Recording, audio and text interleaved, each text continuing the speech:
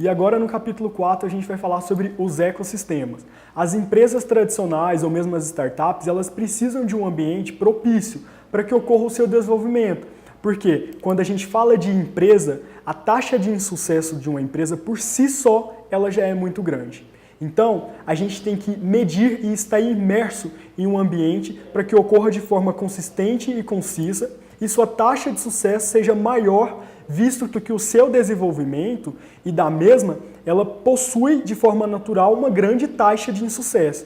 Então, quando ocorre sem o suporte de pessoas com grande conhecimento técnico, com um processo não bem definido e com uma estrutura que não foi testada, esse ambiente ele acaba tornando-se perigoso. Então, a gente tem que ter todos esses itens dentro de um ecossistema para que nossas empresas consigam se consolidarem e consigam crescerem dentro de um ambiente saudável, para que as nossas empresas se tornem saudáveis. Mais do que isso, ele tem que ser inovador e de cooperação. É importante a gente ter em mente que um ambiente, um ecossistema que tem cooperação entre as empresas, ele faz com que o desenvolvimento de outras empresas e das mesmas ocorra de uma forma legal. Então a atuação, quando bem aplicada, ela auxilia no desenvolvimento das nossas startups. No mundo, a gente tem que observar alguns ambientes que já estão consolidados. Então, para efeito de comparação, a gente tem o principal deles, que é o Vale do Silício, sem dúvida, nos Estados Unidos, e a gente tem Tel Aviv, em Israel, que são referências em inovação e em criação de startups, né? E aqui no Brasil, a gente começa a ter essa caminhada. A gente vê que o nosso país tem um grande potencial de público consumidor, um grande potencial de pessoas com conhecimento técnico e com vontade de empreender. O Brasil é o país com a maior quantidade de empreendedores, né? A gente tem uma caminhada muito promissora em busca de um ecossistema de sucesso e que ajude na criação de grandes startups, que possam vir a se tornar unicórnios, que é um termo que a gente já viu lá atrás, que são empresas que atingiram um valor de mercado de $1 bilhão, né? No nosso país, a gente tem ali o eixo sul e sudeste como sendo os principais para a economia. E esse eixo ele é principal também para esses ecossistemas. Então, a criação e a consolidação, ela se deu no eixo sul e sudeste, o que não significa que a gente não tem presença na região norte, centro-oeste, por exemplo. A gente tem, só que em menor quantidade. Para efeito de comparação, a gente tem ali São Paulo com a comunidade de startups de São Paulo, São Pedro do Vale, em BH, como sendo uma grande referência em startups, com startups que já foram adquiridas por um valor substancial. E a gente tem também o Startup SC em Florianópolis, que são comunidades de startups que nos mostram nos dias atuais que já tiveram sucesso, que foram criadas nesses ambientes e que foram adquiridas, as empresas que foram criadas nesses ecossistemas. Essas empresas, elas foram adquiridas por grandes investidores, por players, outras grandes megas empresas que acabam vendo a necessidade de pegar, visto que o desenvolvimento delas ocorrer em uma forma crescente e de forma consistente, e ela pode agregar para esses grandes conglomerados, né? Então, os seguintes ambientes, a gente tem que ter em mente que esses ambientes, eles são responsáveis porque para que a gente consiga desenvolver todas essas empresas e startups em nosso país. A gente tem ali agora uns passos, na verdade são itens, alguns itens que a gente considera importante para o desenvolvimento de uma startup e de um ecossistema. Basicamente o desenvolvimento de um ecossistema. Quais são esses? O primeiro é a imprensa. Então, por exemplo, portais como Pequenas Empresas e Grandes Negócios, Revista Exame, Forbes, Startup e o Startse são exemplos de imprensa que atua no setor de startup, que auxilia no desenvolvimento, que auxilia em mostrar para o mundo quem são essas startups. Nosso segundo item para um ecossistema bem desenvolvido são investidores, mas mais do que investidores, fases de investimentos, né? A gente tem então investidores, né, no nosso segundo item. Dentro de investidores, a gente tem investimento próprio, investimento de família, amigos, investidores anjos, aceleradoras, incubadoras. Em uma fase mais avançada, a gente tem os Venture Capitals e Private Equity. mas que entra em um próximo assunto que a gente vai falar no capítulo 5, só sobre isso, sobre investimento. Para que vocês tenham uma ideia, uma noção agora, de uma forma simples, a nível mundial a gente pode citar ali importantes venture capitals, que atuam e que tem uma carteira de startups já bem pré-estabelecidas. Então, o Monash, por exemplo, e o Redpoints são venture capitals que têm já uma grande quantidade de dinheiro para que seja aportado em startups, em um estágio maior de consolidação. Em relação a aceleradoras, a gente tem no mundo algumas aceleradoras que se destacam, que já está presente fazendo um trabalho de desenvolvimento dessas empresas há maior tempo. Então elas já erraram, elas já tiveram sucesso também em toda essa caminhada e a gente tem startups dentro delas que fizeram com que elas se consolidassem como exemplo de empresas que ajudam outras empresas a crescerem, né? Essas aceleradoras são a Techstar, a 500 Startup e a Y Combinator. E no Brasil, alguns venture capitals têm uma presença maior. Esses que a gente citou a nível mundial, eles estão presentes de uma forma bem concisa aqui no país também. Já investiram em algumas startups, já investiram em empresas em diferentes estágios e também estão aqui conosco. Mas a gente pode citar também a Rocket Internet como um exemplo de venture capital e a Tiger Global, que tem carteiras de bilhões de dólares para investir em outras startups.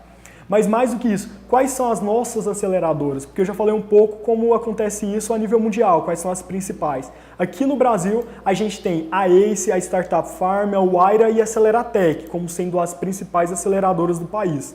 O nosso terceiro item para um ecossistema pré-estabelecido e um ecossistema bem consistente são empresas. Sim, grandes conglomerados que ajudam outras empresas, que investem, que fornecem pesquisa, que fornecem pessoas, que fornecem conhecimento técnico para que se desenvolva. Algum exemplo dessas empresas que estão fazendo um trabalho bem bacana aqui no Brasil relacionado a empreendedorismo e startup é Itaú, o Algar, a Petrobras, a Cielo, a ArcelorMittal, entre outras empresas. Nosso quarto item é universidades. Aqui no Brasil, a gente tem as universidades do eixo Sul e Sudeste também como sendo as principais, e elas possuem já um ambiente de desenvolvimento consolidado. Então a gente pode citar USP, Unicamp, o FMG, do eixo Sudeste como sendo as principais e que já possuem um ambiente de empreendedorismo bem bacana, bem estruturado, e a gente tem no Sul o UFSC Federal do Rio Grande do Sul. Aqui na nossa região centro-oeste, a gente tem a Universidade Estadual de Goiás, a UFG, a PUC e outras universidades também. Nosso quinto e sexto itens, sem dúvida, são itens que não poderiam ficar fora dessa lista. Por quê? O nosso quinto é mentores. Não conseguimos desenvolver uma empresa, uma startup, sem que tenhamos mentores. Eles são os responsáveis por nos auxiliar no desenvolvimento. São essas pessoas que trabalharam, tiveram contato em outras empresas, em outras startups, que fazem com que a gente tenha o conhecimento técnico por trás dessas outras startups. Então, esses mentores, eles nos auxiliam no desenvolvimento, eles nos passam os conhecimentos adquiridos. São pessoas que trabalharam, que passaram por situações. O nosso sexto item muito importante também são comunidades. A gente está falando de ecossistema. Um ecossistema ele é composto por várias comunidades. Então, o nosso país, por ser um tamanho continental, ele tem algumas comunidades em algumas regiões que se destacam. Então, a gente tem o Startup SC em Santa Catarina, mais ali no eixo em Florianópolis, na cidade de Florianópolis. A gente tem o São Pedro do Vale, que, sem dúvida alguma, é um dos mais emblemáticos, até mesmo a nível mundial, podemos dizer. Tem importantes startups dentro do São Pedro do Vale, em BH, e eles, sem dúvida nenhuma, têm uma presença realmente marcante no nosso país. E a gente tem a comunidade startup em São Paulo. Mas mais do que isso, a nível mundial, como eu já falei, Vale do Silício e Israel.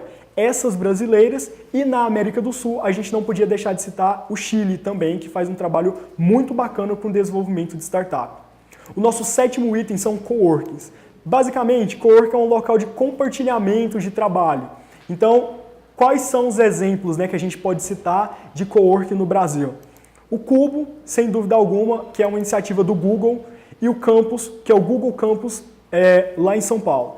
Essas duas iniciativas são exemplos de coworks que estão trabalhando para o desenvolvimento das startups e elas estão localizadas na cidade de São Paulo. Nosso oitavo item são incubadoras. Essas incubadoras são organizações e iniciativas de criação e desenvolvimento de empresas que geralmente estão vinculadas a uma universidade. Então, por exemplo, aqui na Universidade Estadual de Goiás nós temos o PROIN, que nos auxilia no desenvolvimento dessas startups, dessas empresas de base tecnológica, principalmente. Algumas não têm uma área pré-definida, mas a nível regional a gente tem também Unincubadora, Aldeia e PROIN, que são que estão ligadas a outras universidades. A nível nacional a gente tem grandes incubadoras na Unicamp, na USP e na UFSC também. E a nível internacional, com certeza, universidades que estão localizadas no Vale do Silício são as principais. Mais do que isso, a gente tem aceleradoras. As aceleradoras são o 9º item da nossa lista. Por quê? Elas fazem um papel importante em tirar a gente de um estágio inicial e colocar a gente em um estágio de mercado. A gente vai falar um pouco disso também. Então, quais são as nossas aceleradoras principais no país? Sem dúvida nenhuma, ACE, Startup Farm, Darwin e o Aira. Essas são as que a gente cita entre as principais do nosso país. O nosso 10º item da nossa lista são startups. Por que colocar startups dentro de um ecossistema para fornecer como exemplo para outras startups? Então, a partir do momento em que a gente tem outras startups que tiveram sucesso e que podem nos mostrar como é possível desenvolver, o crescimento e o aparecimento de outras startups ocorre de forma natural. Então, a partir do momento que em 2018 nós temos 3 startups unicórnios, todos esses exemplos mostram para outras startups brasileiras que estão em diferentes estágios que é possível sim desenvolver empresas com base tecnológica e chegar a um estágio avançado com valor de US$1 bilhão. Então, a Associação Brasileira de Startups, juntamente com a Accenture, ela preparou uma radiografia que a gente vai estar mostrando para vocês do ecossistema brasileiro de startups, né? Então, ele mostra um pouco como anda esse perfil dentro do Brasil. Então, ele vai mostrar ali como alguns dados sobre o perfil das startups, dos fundadores e o impacto dos agentes do ecossistema no desenvolvimento dessas startups, né? A radiografia ela é meio que um estudo. Ela foi feita para entender melhor como acontece, como funcionam esses hubs em todo o Brasil relacionado ao empreendedorismo. Porque, afinal das contas, a gente sabe também que startup está ligada a risco. E quando a gente está falando de risco, o que a gente precisa entender é que a gente precisa ter dados, porque dados nos ajudam a preconizar, a analisar. E quando a gente entende os dados, a gente consegue aplicar soluções assertivas dentro das nossas startups. Agora a gente vai mostrar para vocês quais são esses dados que foram coletados pela Associação Brasileira em um infográfico.